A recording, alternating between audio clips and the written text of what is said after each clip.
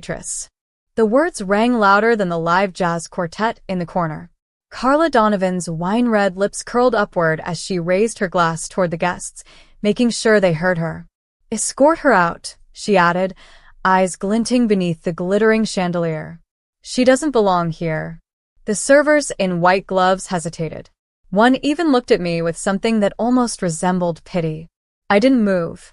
"Before we begin, drop a comment and tell us what would you do in this situation? Be honest, tell me in the comments below. We read every comment. Let's begin." The entire ballroom had gone silent, except for the violinist. She kept playing. Poor thing. I felt every pair of eyes on me. Some curious, some smug, and a few absolutely delighted. The rich adore a public humiliation as long as they're not the ones on stage. Especially when it's someone like me. A nobody in their eyes. A waitress in a borrowed dress standing next to a 3-tier chocolate fountain. I didn't belong. They wanted me gone. And Carla, my stepmother, the queen of the Donovan estate, had made sure to deliver the dagger in front of everyone. From board members to brand ambassadors to actors and politicians. The people who mattered. The people she spent her life sucking up to. My throat burned, but I didn't let it show. I didn't flinch. I didn't cry. Instead, I looked at her once, straight in the eye, and took a step toward the doors. "Wait," Carla said coldly, pretending she had any grace. "Shouldn't she thank us for inviting her at all?" That brought a few chuckles from the back. Some of my relatives smirked behind champagne flutes. A cousin mouthed, "This is what you get." I swallowed the lump in my throat. My heels clicked across the marble as I headed toward the massive gold-trimmed exit. No one moved to stop me. They were too entertained. I had one hand on the door handle when the entrance burst open behind me. Wide, fast, and loud. The music stopped, and in walked him. 6'2", charcoal black tailored suit. A presence that made the entire room freeze mid-breath. Even Carla's voice caught in her throat. "Mara?" His voice was sharp, laced with disbelief and rage. "Why are you standing near the door?" My fingers curled into my palm. My pulse exploded. But I didn't turn. I didn't answer. The crowd parted as he strode forward, every step powerful, purposeful, as if he owned the ground beneath him. Because he did. Behind him, a few men in dark suits followed, his private security. And behind them, his name, lit up in gold on the massive banners across the ballroom. The Gala was his. I hadn't known. I hadn't been told. He didn't stop walking until he stood in front of me. His hand gently touched my arm and turned me to face him. He looked at me like I was the only person in that room. Like I was air after drowning. Then he raised his voice, not yelling, but loud enough that every guest, every relative, and every venomous smile could hear it crystal clear. I don't remember authorizing anyone to humiliate my wife at my event. Gasps. Pure, sharp gasps echoed. Carla's face dropped. My cousin turned a shade paler than her pearls. One man in the back coughed and whispered, "Wife." Wife. Carla stammered. She's a waitress, Jason. She doesn't belong here." He didn't even look at her. Jason Hayes, tech mogul, billionaire, philanthropist, and the most feared boardroom strategist in the country, held my hand, laced his fingers through mine, and said into the silence, "She belongs wherever I am." Then he turned to the crowd. "And if any of you have a problem with that, you can get the hell out." Nobody moved. Nobody breathed. I stood there, shaking slightly, not from fear, but from the sudden shift in the world around me. The ones who mocked me 5 seconds ago couldn't meet my eyes now. Carla's jaw twitched. She looked around for support and found none. Jason gently leaned in. "Did they really tell you to leave?" he whispered against my ear. I nodded once. He turned back toward his security. "Escort her out." Everyone turned, expecting him to mean me. He pointed straight at Carla. Silence shattered. A gasp rippled louder than before. One of the guards stepped forward. "What?" Carla's voice cracked. "Jason, you can't be serious. This is my event." "My venue," he said coldly. "My catering. My staff. My brand." He looked at her one last time. And my wife. I didn't say a word. I just watched her heels scrape backward against the marble as two guards politely but firmly walked her out of her own fantasy. The doors slammed behind her. No one clapped. No one dared. Jason finally looked at me again, his voice dropping low. Are you okay? I nodded, but barely. Because this was just the beginning. And the people in that room? They hadn't even seen who I really was yet. Jason didn't let go of my hand. Not as the stunned guests whispered behind their wine glasses. Not as my aunts tried to make eye contact and suddenly remembered their drinks. And not even as he leaned in and said, "Come with me. I think it's time they learned who you are." My throat tightened. You didn't tell them? Jason looked at me, his eyes softer than his reputation ever allowed, and said quietly, "They don't deserve the truth. But they're going to hear it anyway." He led me back into the ballroom. Not to the shadows, not behind the curtain, but right to the center of the marble floor where the massive chandelier sparkled above us. Every eye turned. Every conversation died. Someone whispered, "She's his wife." Another voice snapped, "Since when?" Jason raised his hand slightly. And just like that, the gala host tapped his mic, cleared his throat, and said, "Ladies and gentlemen, Mr. Jason Hayes would like to say a few words." Jason didn't smile. He didn't play the charming CEO. Instead, he stood beside me, his hand firm around mine, and began. This evening was supposed to be about innovation, about legacy, about everything this brand stands for. He looked around, pausing on the smug faces now contorted with curiosity and discomfort. But I just witnessed everything we don't stand for, right here in this room. Silence. Not a breath dared move. Because some people decided that status and title were more important than dignity, that kindness could be discarded in favor of cruelty. He turned toward me, eyes meeting mine for a second. They tried to push my wife out of this room because they thought she was just a waitress. The word hung in the air like a loaded gun. Jason continued. So let me be very clear. Her name is Mara Hayes. She is not a guest here. She is the woman I married. And everything I've built, every dollar I've earned, every deal I've closed, it means nothing compared to what she's brought into my life. He wasn't performing. He was declaring war, with the truth. I scanned the room. My step-cousin Lily turned red. Aunt Susan clutched her pearls. Carla, gone, but her stains still lingered in every breath of this place. Jason's voice sharpened. This isn't a fairy tale. This isn't a publicity stunt. She's not here because of her looks or her past. She's here because she stood by me when I had nothing. He looked around again, then leaned forward and said into the mic. Unlike most of you. That hit like a bullet. I flinched. He gripped my hand tighter. I was sleeping on a friend's couch when I met her, Jason said. She worked 2 jobs. She brought me coffee when I couldn't afford one. She fixed my resume. She edited my pitch deck while she was bussing tables. And when I got my first investor, the first person I thanked wasn't a board member. It was her. He turned to me again. You taught me how to survive. You taught me what real strength is. The gala had transformed into a silent courtroom, and every guest? Guilty. Jason looked at the host. Turn the lights up. Cut the music. The host froze. Sir, you heard me. The jazzy background faded out. The gold lighting dimmed into a cold white overhead wash. No illusions now. Just harsh, exposed reality. Jason nodded once. Now, if anyone would like to explain why they thought they could insult my wife, this is your chance. Not a soul moved. One woman cleared her throat. A man by the fountain suddenly pretended to check his phone. I stared at the faces. The same faces that had laughed, jeered, and whispered. Some had called me a charity case behind my back. Others told Jason to leave me for image reasons. But now? They couldn't even meet my eyes. Jason lowered the mic, thought so. And then, he turned to me and asked gently, Would you like to say something, Mara? I should have been afraid. I should have walked away. But I didn't. I took a breath that reached all the way into my spine. I used to think being quiet made me stronger, I said. that swallowing my pain was maturity, that if I just endured long enough, maybe one day I'd be accepted. A few guests stirred.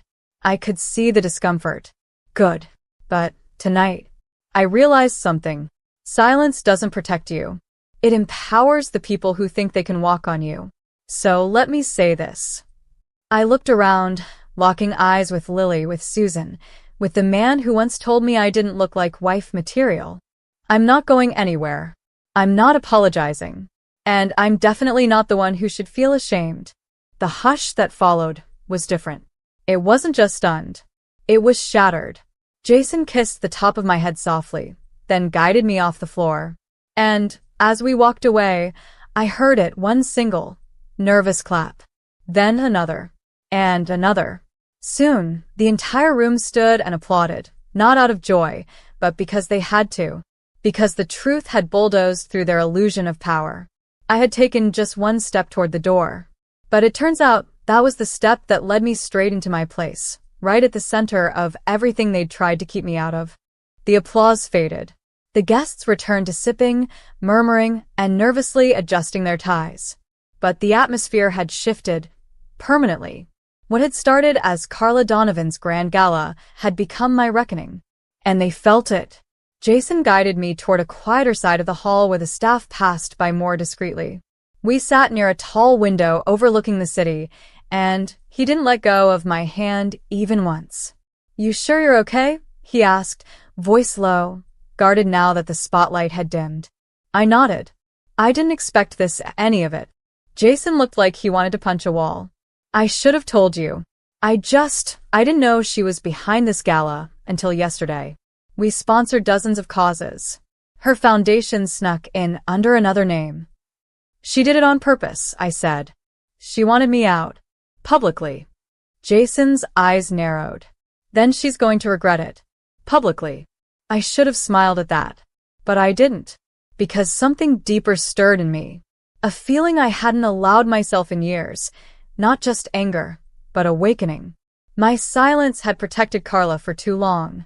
I had tolerated the insults, the backhanded remarks, the way she told my father I'd always be small, the way she made me feel like dirt in my own home. Jason leaned forward. "There's something you should see." He pulled out his phone and tapped a few buttons before handing it to me. It was an email chain. Carla's foundation. The event organizer. A woman named Judith. Subject line. Table assignment for waitress girl. My heart sank as I read. Make sure she's seated far from press. Behind the catering staff, if possible. No photos with Jason. He might feel obligated to act like he cares. Consider giving her an apron. Let's lean into the theme. I gripped the phone tighter. Jason's voice darkened. She used this event to humiliate you on paper. She didn't expect me to show up. She never expected me to matter, I whispered. And that's when I knew I wouldn't walk away quietly again. I stood. "I want to go home." Jason blinked. "Now." "I need to show you something." We didn't speak the whole ride back. His hand stayed on mine the entire time. Back at our apartment, I went straight to the small wooden box in the closet. The one I hadn't touched in almost 4 years. Inside were the letters.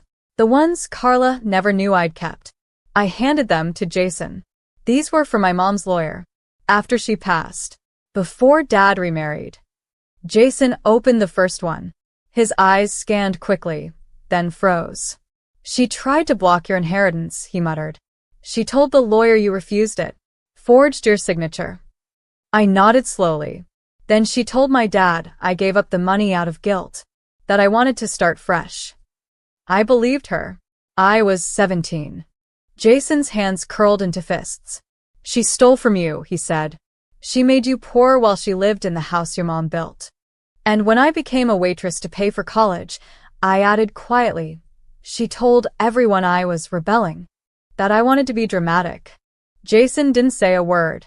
He paced the room like a storm in motion. I knew that look. He wasn't just angry. He was plotting. "She has no idea who she picked a fight with," he said. "You're not just my wife, Mara. You're the woman who got me out of a garage apartment and into the Forbes list. You're the reason I trust myself." I wanted to believe him, but My stomach twisted. She still has the power, Jason. The name. The friends. She could smear me. She tried, he snapped. And she failed. Now it's our turn. That night, we stayed up reviewing everything. Emails. Property records. Texts I'd saved. Names I'd written down from years of being whispered about at dinners. And then Jason made a call to his legal advisor. We're filing for fraud, he said. Forgery. Estate tampering. But that's not all. He looked at me. We're going to take back your mother's estate. I exhaled. It was everything I'd never had the courage to ask for. Why now?